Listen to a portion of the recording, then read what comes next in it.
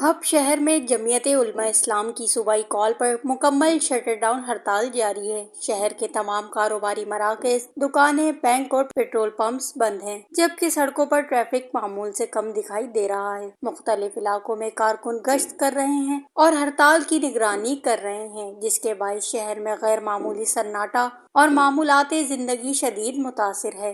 جمعیت علماء اسلام کی جانب سے یہ ہڑتال صوبائی حکومت کی طرف سے مدارس کی بندش کے خلاف احتجاجاً کی جا رہی ہے۔ ہڑتال کے دوران شہر کے مختلف مقامات پر مظاہرے بھی کیے گئے، جہاں پارٹی رہنماؤں اور کارکنوں کی بڑی تعداد نے شرکت کی۔ رہنماؤں نے مظاہرین سے خطاب کرتے ہوئے کہا کہ صوبائی حکومت کی طرف سے چند دن پہلے بلا جواز رجسٹریشن کے نام پر مدارس اور مساجد کو تالہ بندی کی گئی۔ اس کے خلاف جمعیت علماء اسلام صوبہ بلوچستان نے آج 6 مئی کو صوبہ بھر میں شٹر ڈاؤن کھال اور احتجاجی مظاہرے کی کھال دی ہے۔ اس حوالے سے آج پورے بلوچستان میں جیسے شٹر ڈاؤن ہے، اسی طریقے سے احتجاجی مظاہرے ہو رہے۔ جمعیت علماء اسلام ضلع ہب کے زیر اہتمام ہب میں مکمل طور پر رضاکارانہ طور پر تمام دکانیں بند ہے۔ احتجاجی مظاہرہ بھی ہوا ہے۔ ہم پرامن لوگ ہیں، ہم مدارس کی رجسٹریشن ہمارا مطالبہ ہے جو سینٹ نے پاس کیا، قومی اسمبلی نے پاس کیا، صدر نے دستخط کیا، تو اس قانون کو کیوں پس پش ڈالا اور نیا قانون سامنے لایا، تو یہ رویہ